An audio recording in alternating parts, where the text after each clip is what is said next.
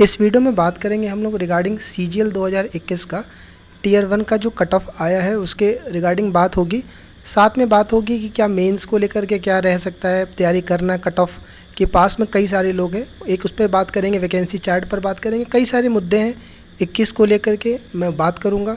साथ में जो मैंने प्रेडिक्शन करा था कट ऑफ को लेकर के, जो मुझे भी कुछ नेगेटिव कमेंट्स झेलने पड़े थे, उसका भी हम इसमें जिक्र करेंगे। राइट, तो एसएससी ने जो आपका रिजल्ट निकाला है, राइटअप निकाला है आपका, उसमें 4 लिस्ट दिए हैं, लिस्ट 1, लिस्ट 2, लिस्ट 3 और लिस्ट 4। साथ में आपका वैकेंसी चार्ट भी दी हुई है। राइट, कई सारे लोग थे जो भरोसा बना के रखे थे वहाँ से लेके एंड तक, आप सभी लोगों को धन्यवाद। तो ये था कट ऑफ का, ये मैंने प्रेडिक्शन करा था कि क्या कट ऑफ रह सकती है टीयर 1 के बाद, और मैंने आपको ये दिया था नॉर्मलाइजेशन के बाद का, यूआर का 125 से 130, ओबीसी का 115 से 120 के चैनल पे वीडियो मिल जाएगा आपको, एससी का और एसटी का। और यहाँ पर एसएससी ने जो अपना दिया देख सकते हो आप, 94 पॉइंट समथिंग इसका गया है। प्रोडक्शन जो करा गया था आपको लगभग सारी कैटेगरी का आपको क्लोज टू क्लोज मिल जाएगा। राइट, तो यार ये सब चीज़ें एक्सपीरियंस से भी आती हैं। कई सारे मैंने अभी लास्ट जो मेरा गया था वो बहुत एक्यूरेट गया था, वो 10+2 का 19 वाला फाइनल एलोकेशन को लेके गया था। राइट, सीजीएल का चल ही रहा है आपका, तो यार भरोसा रखने के लिए भी हम भी चीज़ें कर रहे हैं, धीरे धीरे करते करते चीज़ें आती हैं। तो यार प्लीज़ आप इतना बना के रखते हो, हम समझते हैं उस चीज़ों को, और कई लोगों का कट ऑफ क्लियर हुआ है इसके बेसिस पे। आप कमेंट में ज़रूर बताइएगा कि आप में से कौन से लोग हैं। ये वो वीडियो है आपको मिल जाएगा चैनल पे, कोई भी वीडियो मैं अपलोड करता हूँ आज तक, जब से मैंने चैनल स्टार्ट करा है लेके आज तक कोई भी वीडियो ऐसा नहीं डाल के मैंने डिलीट करा होगा। राइट, तो ये चीज़ें कुछ एक आध चीज़ें स्टार्टिंग जब शुरुआत करी थी तो हुई हैं गलतियाँ, स्टार्टिंग सीखते इतना आसान नहीं है इतना कॉम्प्लेक्स चीज़ों को समझ के कर पाना, लेकिन धीरे धीरे एक्सपीरियंस के साथ आया है। और वही है कि आपका भरोसा भी बहुत हद तक चीज़ें रहती हैं कि हमें सोच समझ के चीज़ें करनी पड़ती है। अच्छा, इसके अलावा अदर भी पोस्टें होती हैं, आपको पता होना चाहिए कि एसएससी इसके अलावा आपका एक AA का कट ऑफ अलग से निकालता है टीयर 1 के बाद, एक जीएसओ का निकाल रहा है, जीएसओ और एसआई की कंबाइंड निकाल रही है आपकी, वो आप देख सकते हो लिस्ट 1, लिस्ट 2 का ये नहीं, एसआई का आपका अलग आता है, बिकॉज उसके लिए जो क्राइटेरिया आपका है एजुकेशनल वाला, वो एसआई के सब फुलफिल नहीं कर पाते, इसलिए कट ऑफ उसकी कम रहती है। तो लिस्ट 2 आपका है वो जीएसओ के लिए है, और लिस्ट 3 आपका स्टैटिस्टिकल इन्वेस्टिगेटर के लिए है।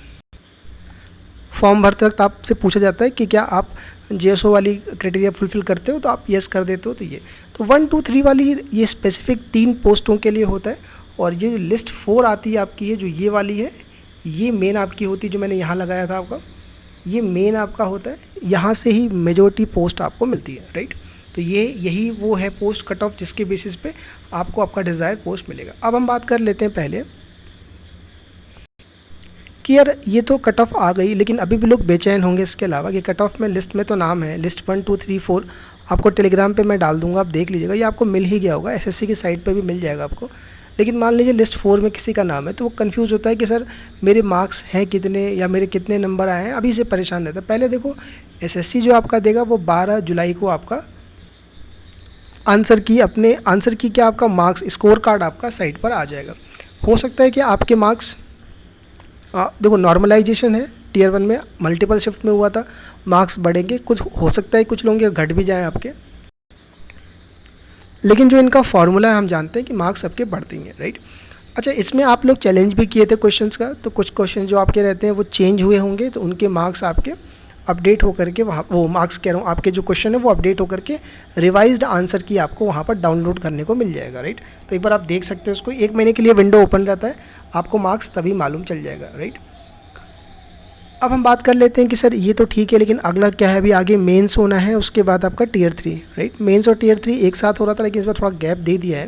राइट, तो यार मेंस और टीयर 3 का जो डेट दिया गया इस बार आपका, वो है आपका 8 और 10 अगस्त को। 8 और 10 अगस्त को आपका मेंस का पेपर है। 8 तारीख को क्या होगा आपका, सुबह और शाम में मैथ्स और इंग्लिश का पेपर होगा। पहले आपका मैथ्स का पेपर होता है 10 से 12 का, और फिर उसके बाद आपका शाम के शिफ्ट में आपका इंग्लिश का पेपर होता है। फिर उसके बाद 10 तारीख का जो पेपर डेट होगा, उसमें पहले वाले शिफ्ट में आपका AA का पेपर होता है, सेकेंड वाले शिफ्ट में आपका जीएसओ वाला जो पेपर होगा वही एसआई के लिए भी एलिजिबल होंगे। राइट, तो ये आपका है देखने के लिए कि पेपर मेंस का। अच्छा, इस बार मेंस एक ही शिफ्ट में हो रहा है, लास्ट ईयर भी हुआ था 20 वाला, तो नॉर्मलाइजेशन का चक्कर नहीं होगा, तो बहुत अच्छा रहता है आपका कि ये जो लड़ाई रहती है कि मेरा कठिन मेरा आसान, उससे छुटकारा मिलता है आपका। तो 8 तारीख को तैयार रहिएगा इसके लिए। और उसके बाद 21 तारीख को, राइट, आपको लगभग 11 दिन का गैप दिया गया है। 21 अगस्त को संडे का दिन है, उस दिन आपका डिस्क्रिप्टिव का पेपर होगा। इसमें दिक्कत उनको हो जाती है जैसे कई लोग जॉब में हैं ऑलरेडी और दूसरे स्टेट में जैसे 2400 ग्रेड पे हैं और वो मेंस देने के लिए आते हैं, फिर उनको रुकना पड़ता है, इतना लंबा छुट्टी नहीं रहता, तो फिर उनको जा करके फिर आने में वो आप नए सभी लोग ऐसा नहीं कि तैयारी कर रहे हो, बहुत तरह के लोग हैं जो हमसे टच में रहते हैं, तो ये एक समस्या है बहुत बड़ी रहती है कि जा कर के फिर आना, फिर छुट्टी का मैनेज कर पाना, ये एक इशू रहता है। साथ ही साथ जो लोग सभी लोग बड़े शहरों से नहीं होते, कुछ लोग दूर, जैसे मान लो बिहार का सेंटर टियर 3 का आपका प्रयागराज का यहाँ पड़ता है, इलाहाबाद में पड़ता है आपका, तो इस केस में भी क्या होता है कि लोग थोड़ा सा आने ट्रैवल करने में टिकट विकेट का रहता है, लेकिन कोई नहीं, आपका ये बहुत इंपॉर्टेंट फेज़ है, आप कैसे करके मैनेज कर लेते हो, आप ये डेट को फाइनल मान के चलिए। अब हम बात कर लेते हैं कि एक बड़ा इंपॉर्टेंट मुद्दा रहता है कि सर हमें डबल ए की जो पोस्ट है उसके लिए हमने टिक कर दिया था, या उसके लिए लिस्ट में नाम है, जीएसओ के लिए मैंने टिक कर दिया था, लेकिन प्रिपरेशन नहीं है इसकी, राइट, और लिस्ट में तो नाम है मेरा, लिस्ट 1, लिस्ट 2 और लिस्ट 4, तीनों में नाम है मेरा, लेकिन मैं इन दोनों पेपर को देना नहीं चाह रहा। तो आपको मैं बता दूं कि अगर आप इन दोनों पेपर में अपीयर नहीं होते हो तो बाकी की जितनी पोस्टें हैं उन सभी के लिए आप एलिजिबल हो।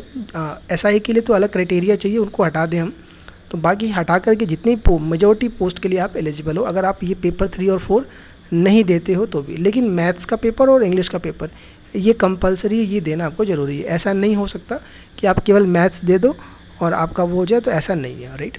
दूसरी बात, आपको टियर 3 का भी पेपर देना बहुत ज़रूरी होता है, वो भी कंपलसरी पेपर है।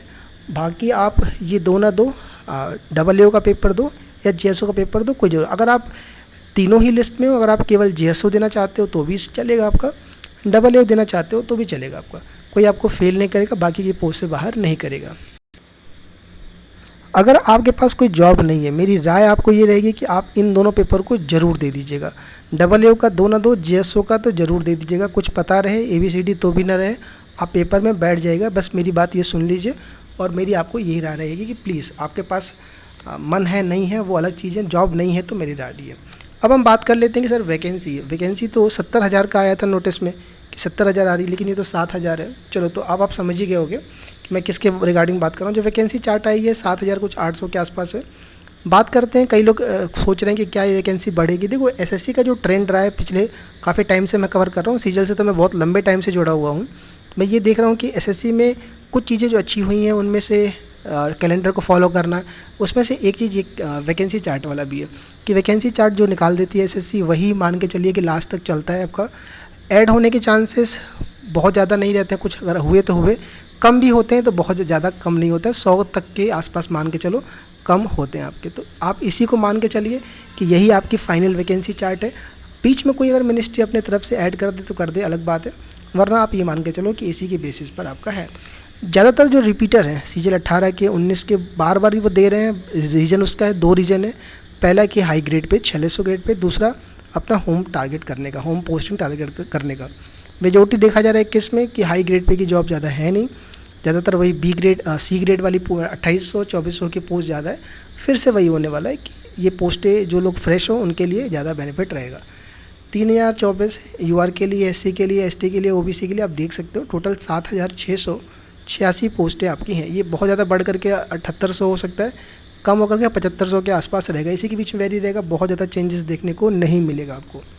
अब हम बात करते हैं मेंस में टाइम कम है उसके रिगार्डिंग हम बात करते हैं, क्योंकि खलबली मच गई होगी। कई सारे लोग हैं जिनको उम्मीद नहीं थी कि कट ऑफ क्लियर हो जाएगा, कट ऑफ क्लियर हो गया है। उससे बड़ी दिक्कत उनके सामने, खुशी मना ही नहीं रहे होंगे, उन्होंने मेंस का डेट देख रखा होगा और फिर रोना गाना शुरू। मैसेज भी किया होगा मुझे, लेकिन अभी मैं देख नहीं पाया होऊंगा। देखो, मैं आपको पहले क्लियर कर देता हूँ, आप में से 2 तरह के लोग होंगे। एक वो होंगे जो कई बार मेंस देते आ रहे हो, 3-4 बार, 2-3 बार दिया होगा मेंस, आपके लिए बहुत टाइम है, आपको पता है कि तैयारी तमीज़ से 1-1.5 महीने के लिए ही होती है। दूसरा, जो लोग अच्छे नंबर पा रखे थे टियर 1, जिनको पता था कि टियर 1 क्लियर हो जाएगा, जॉब नहीं थी आपके पास, तो आपको पता है कि आप तैयारी तो ज़रूर कर रहे थे। मेरी आपको ये राय है कि जिस हिसाब से आप तैयारी कर रहे थे, जो फ्लो में आप तैयारी कर रहे थे, उसी को कंटिन्यू रखिएगा। कोई प्रयोग, कोई एक्सपेरिमेंट, कोई रिसर्च करने की ज़रूरत नहीं है। अब हम आ जाते हैं उन पर कि जिनको लग रहा है कि यार तैयारी उतनी थी नहीं, बहुत जल्दी हो गया, यार लिस्ट में नाम नहीं था और कैसे कराएंगा। देखो, मैं आपको एक चीज़ बताऊँ आपको कि जो असली पढ़ाई होती है वही ये जो लास्ट का 1.5 महीना 1 महीना रहता है उसी में होता है। आप किसी का कोर्स परेशान हो गए, आप देखना कुछ दिन सर्च मारोगे कि कैसे 1 महीने के अंदर टॉपर बनते हैं, आप 5-6 दिन तो इसी में निकाल दोगे, राइट। कि ये वीडियो देख लें, उसका टॉपर का देख लें, कैसे बहुत ज़्यादा टाइम ख़राब कुछ नहीं है। सीधा उठाइए प्रीवियस ईयर के पेपर जो मेंस में हुए हैं, सीजीएल कोशिश करिए कि जब से टीसीएस आई है, राइट। और आप इन्हीं प्रीवियस ईयर, चैनल का नाम प्रीवियस ईयर इसीलिए रखा गया था, एसएससी में दिमाग में डाल लो, जो कुछ भी है वो प्रीवियस ईयर ही है, राइट। अगर आपने प्रीवियस ईयर को ऐसे कर लिया कि आपका सवाल देखते ही पेन चलने लग गया तो काम बन जाएगा। वरना आप जो टाइम बचा हुआ, अगर आप नए हो तो आप कोर्स ही समझते रह जाओगे। किसी का भी कोर्स लोगे एक देखने में, या पहले ही पढ़ते आ रहे थे तो आपको फॉर्मूला रिवीजन करने में ही इतना टाइम निकल जाएगा, राइट। तो रिवीजन करते रहिए फॉर्मूलों का, मैथ्स के साथ में जो प्रीवियस ईयर पेपर हुए उनको ही 5-6 बार लगा जाइए। और अभी से ये सोचने लग जाओगे कट ऑफ के पास में नंबर है मेरा। देखो अभी आपके पास 400 नंबर का मेंस है, 100 नंबर का डिस्क्रिप्टिव 500 का। ये बात भी सही है कि जो लोग टियर 1 में लीड ले लेते हैं उनके पास लीड रहती है, लेकिन ये भी बात सही है कि जिनके नंबर कट ऑफ के थोड़े से ऊपर रहते हैं, अच्छा नंबर स्कोर करके भी वो एक पोस्ट ऑप्ट कर लेते हैं। सारी बातें हैं, आप इनको लेकर रोगे तो रोते रह जाओगे। राय यही है कि आप उठाइए पेपर पिछले साल के, करना चालू करिए, किसी के बहकावे किसी के में कुछ मत आइए, करना आपको ही है, सिलेक्शन आपका, आप खुद ही कराओगे, राइट। तो टाइम ठीक टाइम है, घबराने की जरूरत है। ऐसे पहले 14-15 के देखोगे तो ऐसे ही पेपर पहले भी हुए हैं आपके। टियर 1 का रिजल्ट आकर के तुरंत ही मेंस हो गए, कई बार तो लगातार 2-2 एग्जाम्स एक साथ हुए, मेंस भी हुआ, टियर 1 भी हो गया, तो पहले भी लोगों ने दिए हैं। आप इन सब चीज़ों को छोड़िए, मार्क्स रैंक की चीज़ें छोड़िए। आप रैंक की खोजने लग जाओगे मेरे कितने नंबर। और एक चीज़ और, जिनके नंबर अच्छे हैं, जैसे कोई लोग 150 पा गए होंगे, 160 पा गए होंगे, अब वो सोच रहे होंगे कि मैं इनकम टैक्स के लिए कितना ले आऊँ। यार इन सब पचड़े में मत फंसना, ठीक है।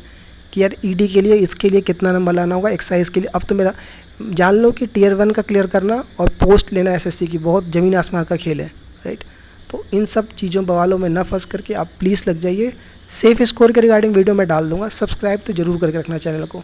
बहुत मेहनत लग रही है चीज़ों को करने में और कट ऑफ को लेकर के आने में। कट ऑफ के लेकर राय भी अपनी कमेंट में डालिएगा मेरी, और कोई भी डाउट है आप मुझे ज़रूर लिखिएगा। अपने मार्क्स जब आ जाएंगे तो शेयर करिएगा। कोई भी डाउट है तो आप मुझे लिखिए, टेलीग्राम पे लिखिए, पूरी कोशिश करूँगा आप तक हेल्प पहुँचा पाऊँ।